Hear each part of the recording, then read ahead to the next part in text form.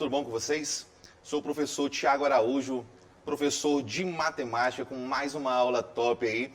Turma, nessa aula de hoje nós vamos trabalhar com sistema de numeração.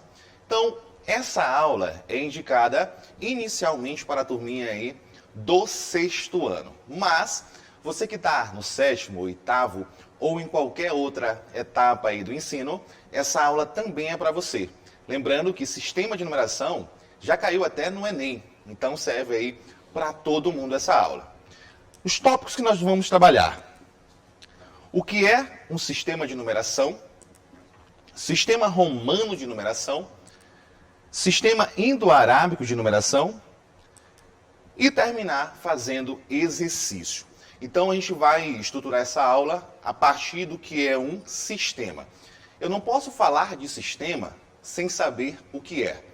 Então vamos lá. O que é um sistema? Primeiro, quando você pensa em contagem. Então está aqui um exemplo de um calendário.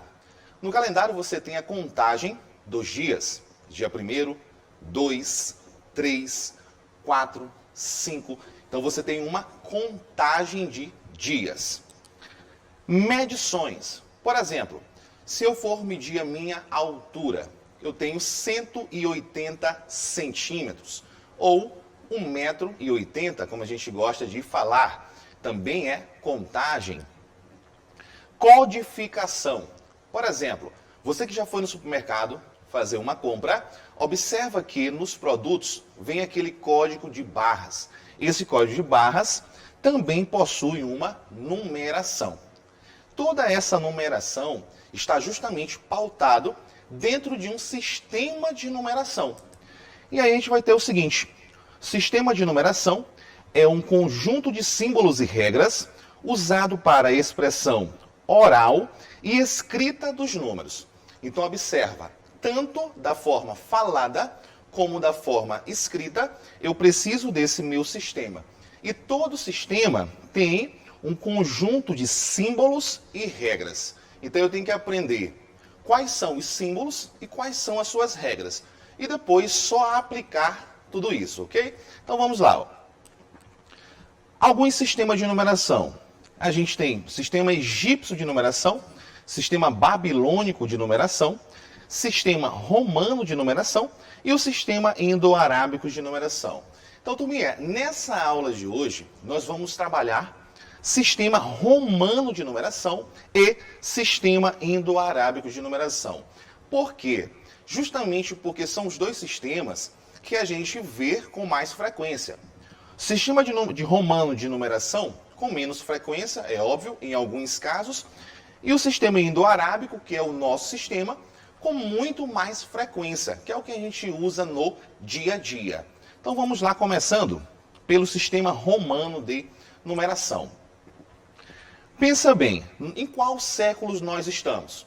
Nós estamos no século 21. Esse século é indicado com algarismos romanos. XX e indica século 21.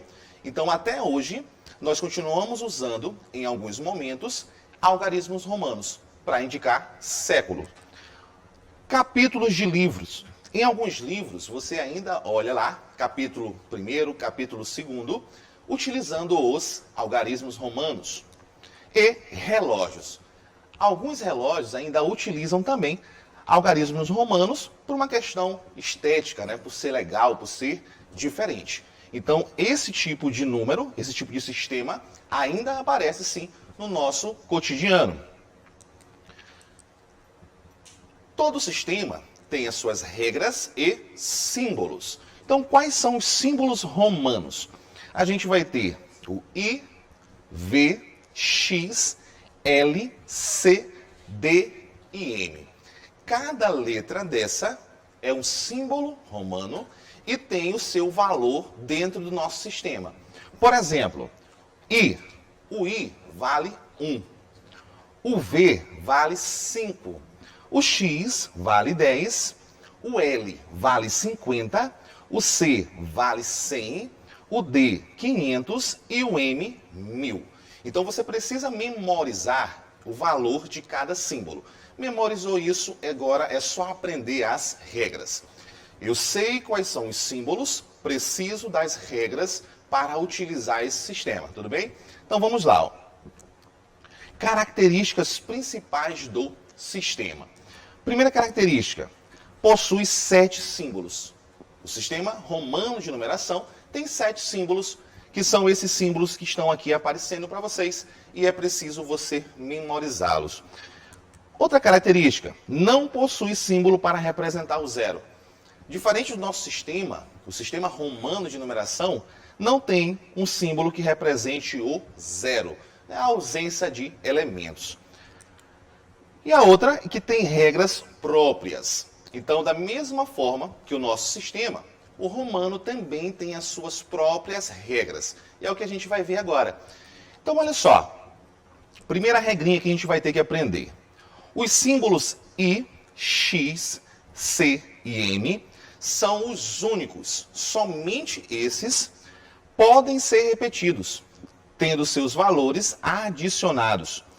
Isso pode ocorrer no máximo 3 vezes.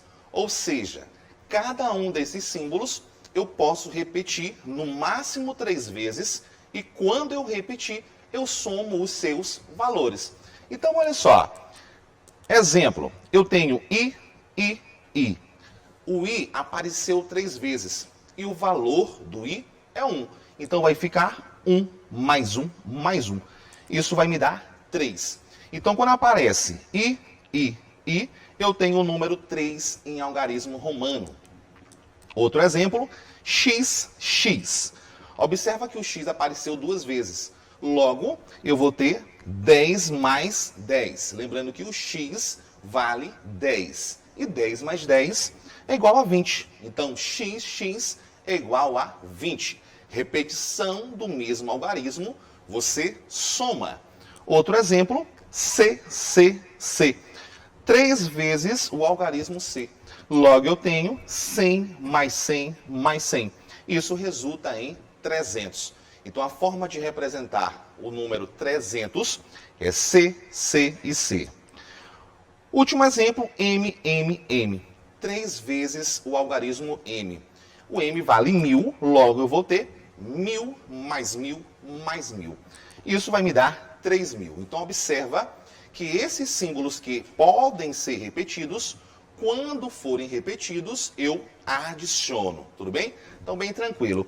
Na segunda regra, nós vamos ter o seguinte. Quando um ou mais símbolos são colocados à direita de outro, de maior valor, eles são adicionados a este. Então, pensa comigo. Sempre que eu tiver um número, um algarismo romano, à direita de um número maior, então eu vou somar esse valor. De que forma? Imagina só, eu tenho o algarismo xi.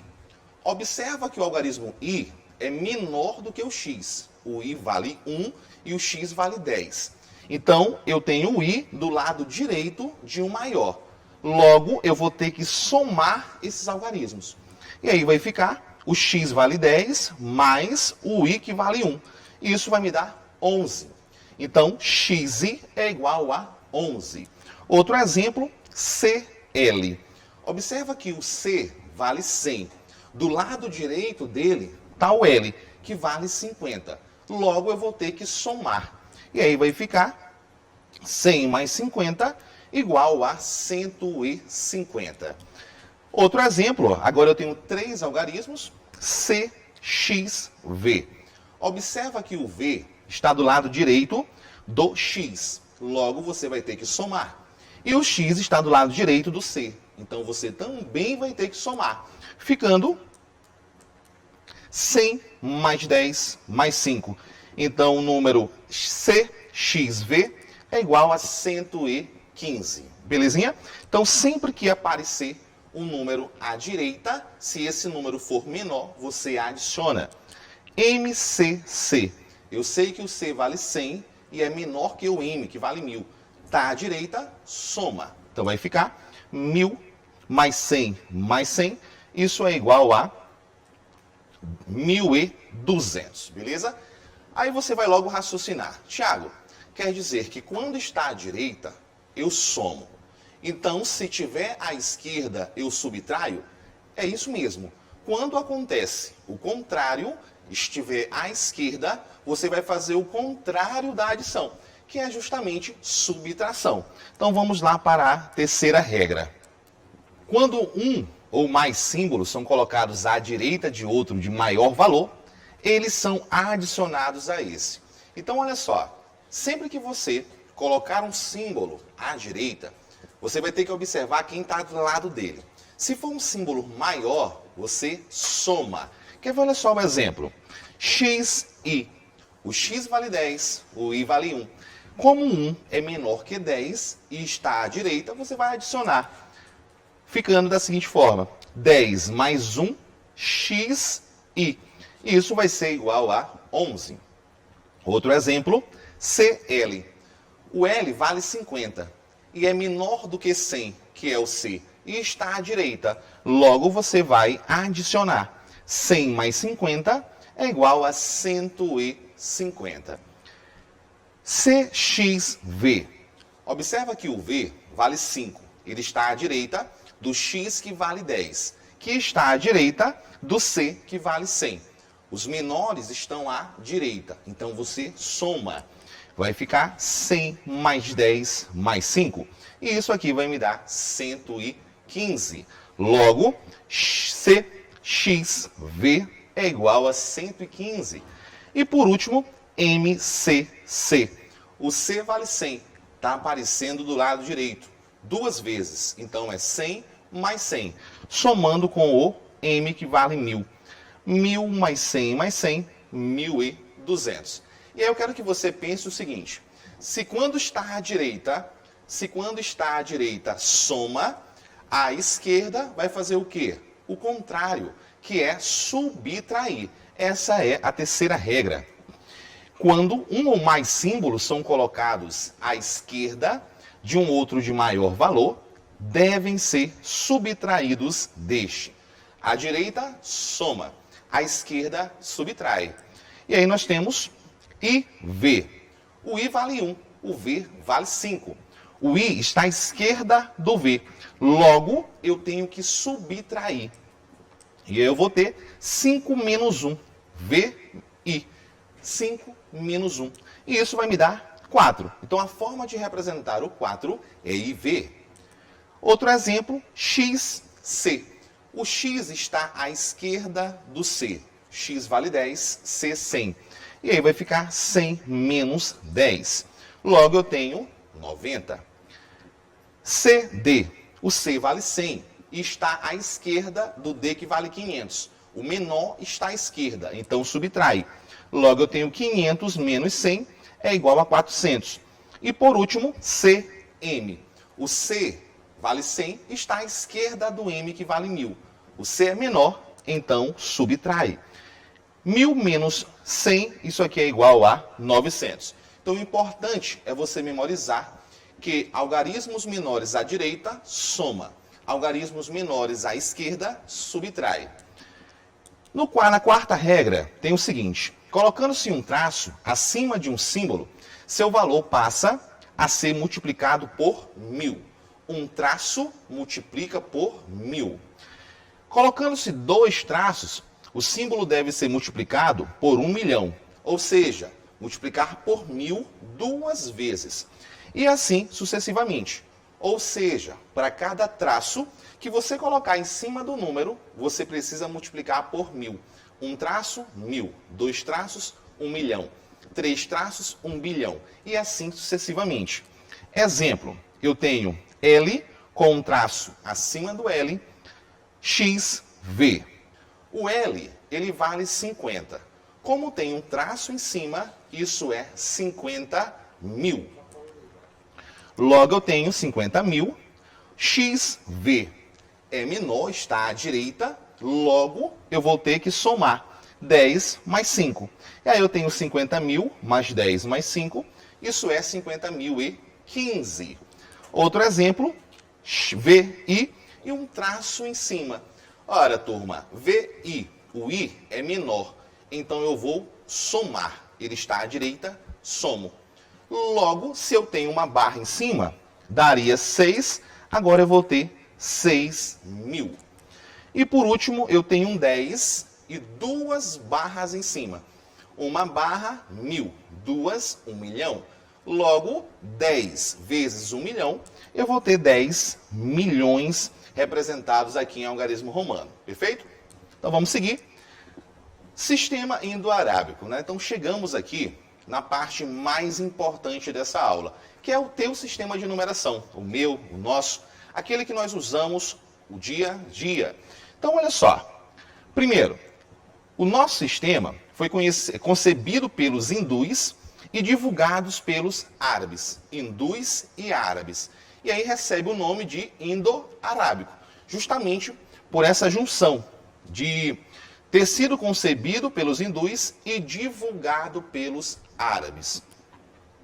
O sistema de numeração decimal é de base 10, ou seja, utiliza 10 algarismos, símbolos, então grave isso, algarismo é símbolo, diferentes para representar todos os números.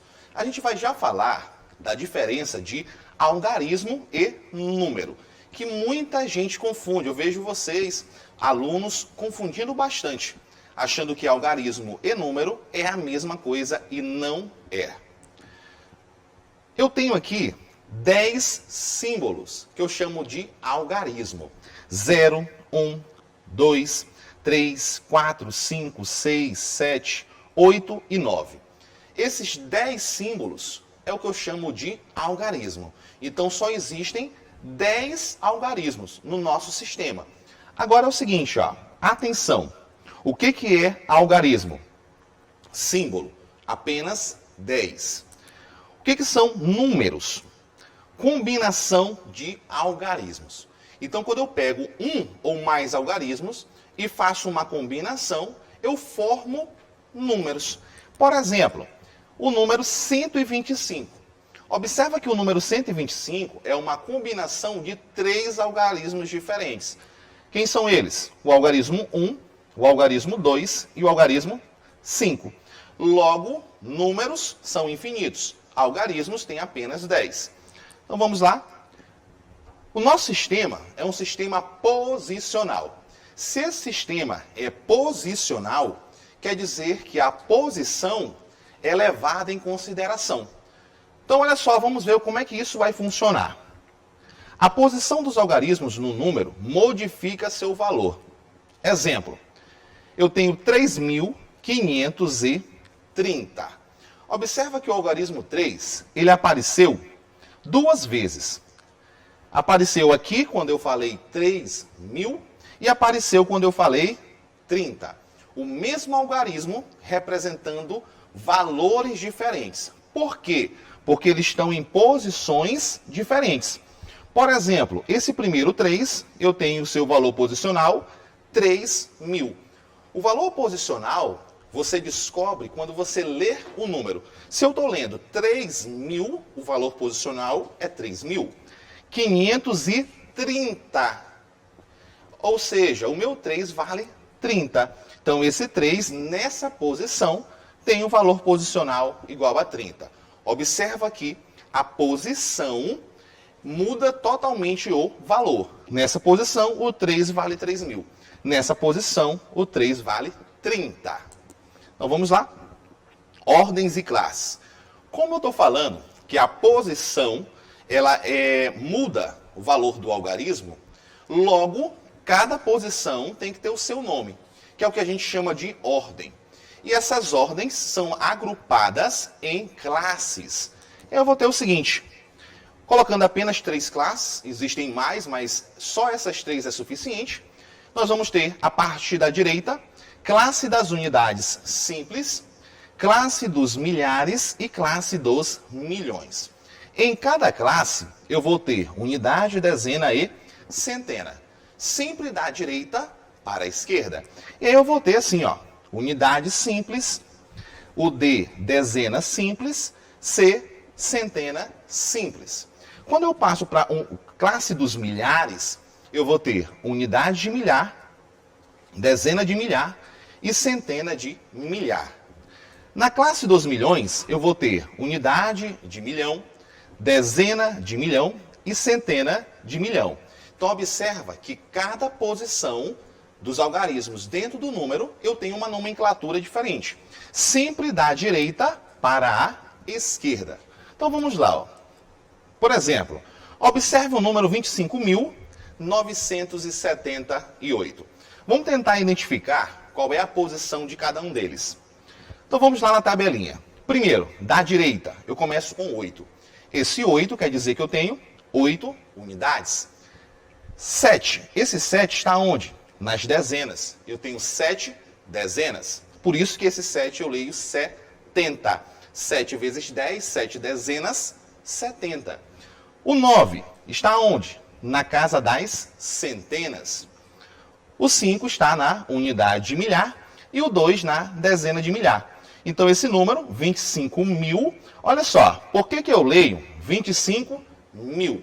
Porque esse 25 está onde? Na classe dos milhares. Logo, esse 25 é 25.000.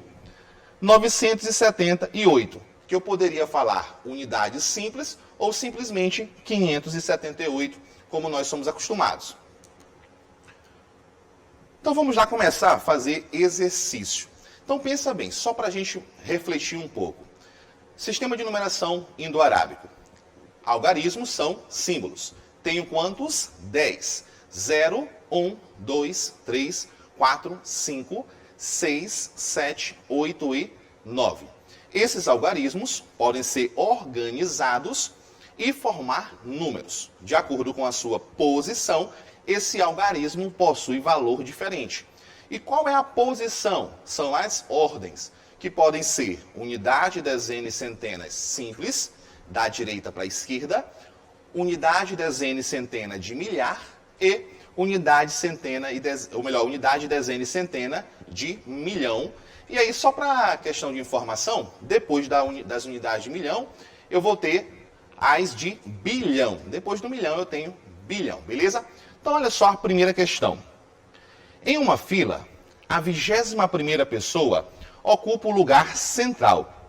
Quantas pessoas há nessa fila? Imagina só, eu tenho uma pessoa, essa pessoa está na 21ª. 21ª, eu tenho o algarismo 2 e 1. Observa aqui que esse 2 na posição da dezena vale 20, esse 1 na posição das unidades vale 1. Só para questão de informação.